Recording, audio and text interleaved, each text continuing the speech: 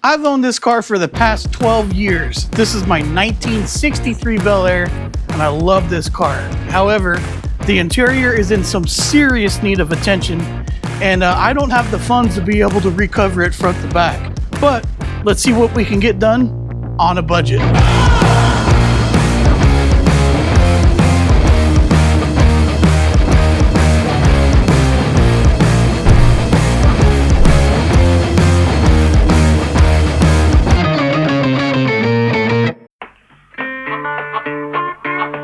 The biggest thing I want to address today is I've got to take care of this dash. It has looked like this since I've bought it. A while back I did do some testing and I painted the glove box and I painted the panel over there, the sail panel, and it looks good. And I still have this paint, so I need to go find it for one. But I'm gonna try to see if I can get all this done without removing the steering wheel, or the steering column I should say, because it just doesn't look like a lot of fun. But I do want to remove the gauge cluster as well, and in order for me to make sure I can get that done nice and easily, I'm going to pull the seat out.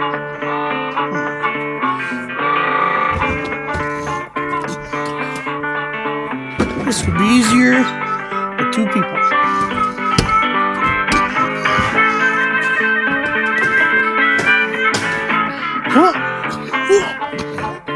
Here we go. Obviously, there's a lot more room in here with the seat out, and I can get up under the dash and do whatever I need to do. But I'm going to try to stay focused on trying to get this dash painted. And in order to do that, I need to remove all of these switches. And last night, I realized that my headlight switch no longer works. And I knew it's been going out for a long time. So we're going to pull that out first. And I can't really show you guys, but up and underneath the switch itself, there's a little button. And then you're going to push in, or I think you push it in. Here it goes. Come on. And it'll come up. It's not too big of a deal to get that thing out, but now I've got to get these two handles off. This is the washer, and it has a set screw. And this one is the vent, and I believe it unscrews.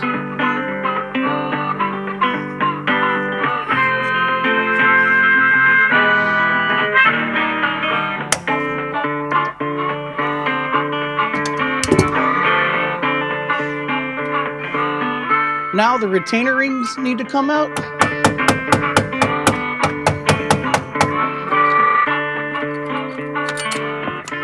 Not gonna lie, I had to look this one up. You need the key for it. Pull it back. This is 030 welding wire out of my welder. There's a pin. Oh, there it is. There it goes. Yep. Spring-loaded pin. There's two holes in the ignition. Goes in one of the holes. The top hole's the one I just pushed it down, and that worked pretty good. Came right out. Boop, boop. Off. Done. Learning.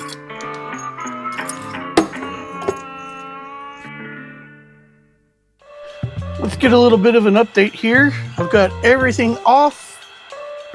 Wasn't too big of a deal. I had to look up how to get the cigarette lighter off, and basically the shell on the backside screws off, so you gotta screw that off. I also pulled the controls down, a couple bolts, and then the gauges are over there, which are kind of a mess.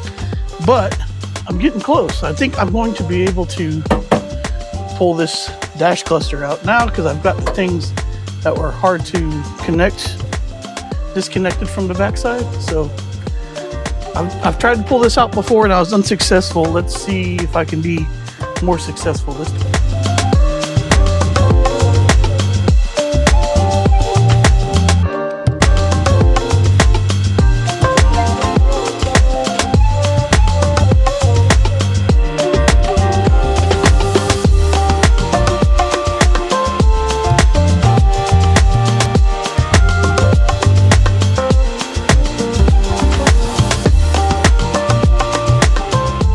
Seems more often than not that I really underestimate a project. I thought I was going to take a weekend and get this done, but I don't think that's going to happen.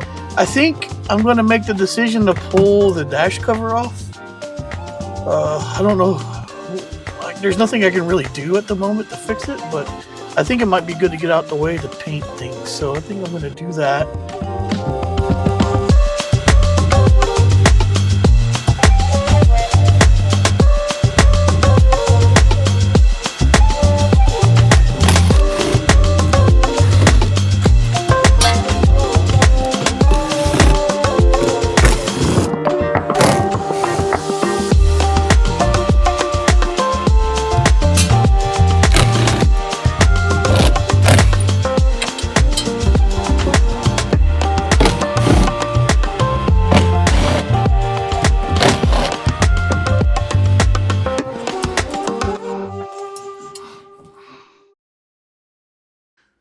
Couple notes about this car.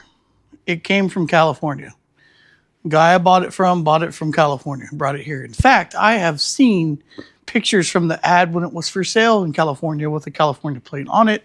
But warning to people that are watching this video, if you live in the Midwest, I'm sorry. This is a California and a Texas vehicle, and the 63-year-old floorboards look like this. Absolutely perfect. Sorry in advance. But I got this thing stripped down as much as I think I possibly can. We'll get everything ready to sand and paint here maybe tomorrow evening. Good day's work. I'll see you tomorrow. Well, it's day 2, and today's basically going to be a lot of sanding and prepping the surface for paint. I've got to do a little bit of a heat gun action here because they have some kind of weird wood grain decal, and I took some of it off the other day.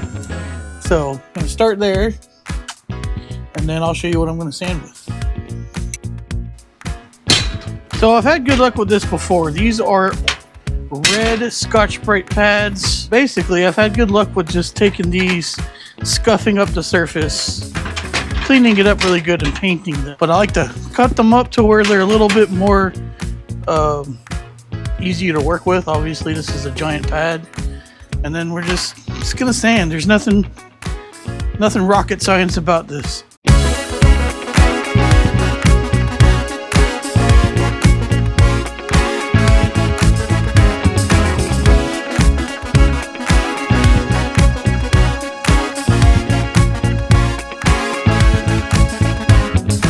I decided to save you guys the misery of taping, so I just taped it up for you guys. But I did find something that I want to share with y'all.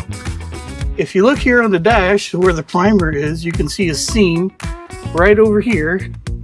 And then there's actually a seam right back here. I'm going to put y'all underneath and see if I can show y'all that. There's some booger weld here. Can y'all see that? I don't know if y'all can see that. But yeah, you can. I think somebody had cut the dash out before and they put one in that is not cut, and they did a mediocre job. It's not the best welds in the world, but hey, now I know why this part of the dash was always primered, but not too big of a deal. Now all I'm going to do is clean this thing one more time. I'm going to throw some paper in here. I'm not really going to tape this up too much. And then we're gonna paint. We're gonna paint. Sweet.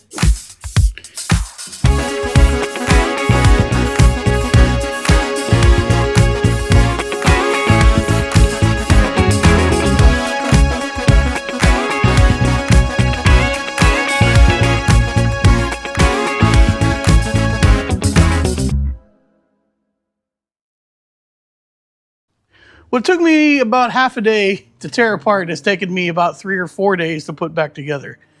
But it was worth it because I took care of some things that needed attention for a long time. For example, the wipers. So not only did I buy a new headlight switch, I put a new wiper switch in, and now when I turn the wipers on, they work, which is fantastic. And even 2 speeds, look at that, that's high speed, low speed, and then off. Yeah, you can see that there's a problem with off. However, I know what's wrong, and I also know how to fix it for now. We just take this screwdriver and whack it. Look at that. It turns off. So I need to clean off the park I think it's a switch or mechanism or whatever else.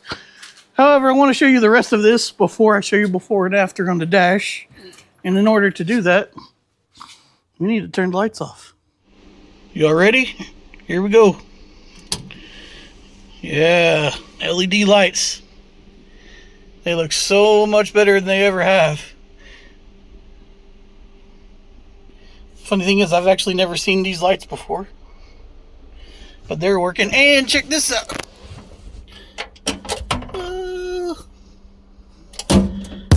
Pretty cool. Pretty cool.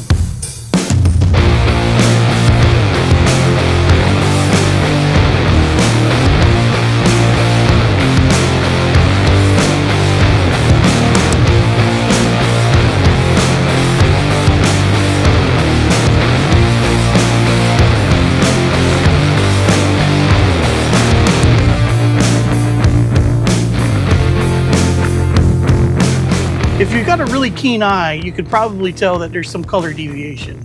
And that's because I painted the dash and all the trim panels inside the car with the first two cans I painted I had that were in the cabinet for a couple years.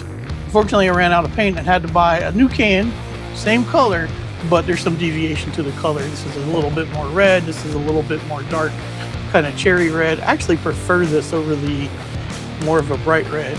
And the ashtray is darker too. Now the ashtray, I don't know why it's darker because I painted it with the same color as this, but I even primed it and sanded it and did a bunch of different things to try to not get it so dark, but there must be something about that metal that just makes it a little darker. However, 60s cars often had many different shades of colors when it came to the interior, and there wasn't one that was uniform, so it's actually still kind of typical for the era, so I'm not too upset about it. I'm not gonna put the felt dash back on until I get it recovered, but I'm gonna run it like this. I'm not gonna color sand and buff it because this is gonna be shiny enough with the sun, and then I don't need it to be shinier and blinding me as we go.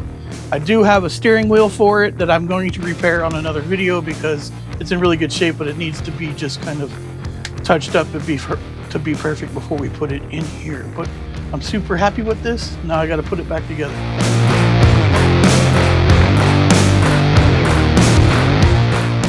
I decided to go ahead and put the carpet back in the car. A couple reasons for that. It's gonna take a couple weeks to order a set of carpet, and I don't quite have that time. I'd like to get it all back together so I can get all the cars in the garage. Two, it's kind of a two-man job. It takes a little bit of work to get it done, and it's nice to have somebody else to help you out. So I'm gonna hold off on that, but I was able to get it all nice and cleaned up, and it cleaned up much better than I expected it to. So other than the shifter hole being a little bit bigger than it needs to be because the carpet ripped, it looks pretty good. It's gonna pass for now, and we're gonna roll with it.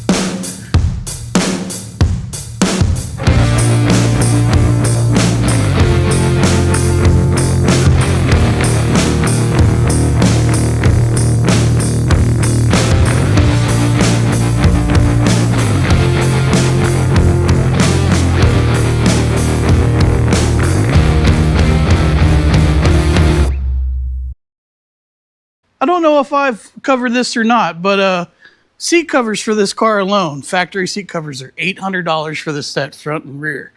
Then it's another $800 for the foam that goes in it. And I'd like to do that one day, but today's not that day. So we're going to put some lipstick on a pig. We're going to recover it, and then we're going to cover it. Show you guys how to recover these seats pretty easily.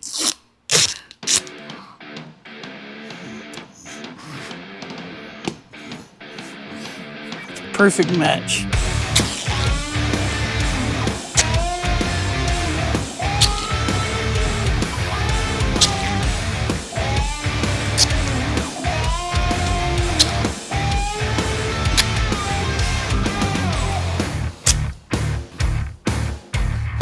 Perfect.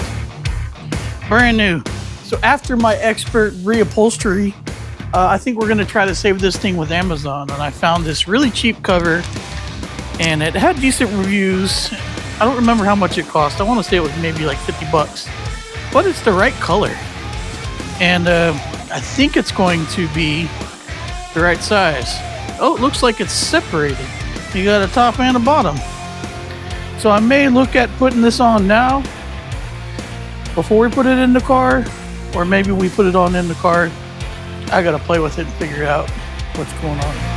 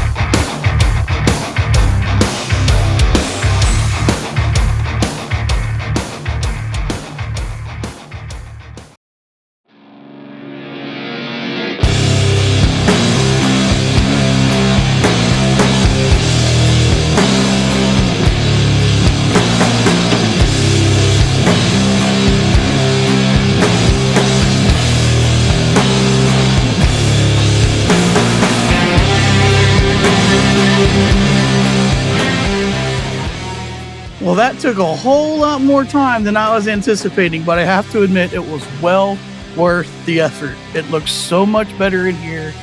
Is it perfect? No. Is it much more presentable? Yes. And that's the goal we were going for here. And the thing is, I did this for less than $100. So I could even buy another cover for the seat and put it in the back seat so they match, which I might do on another video later on down the road.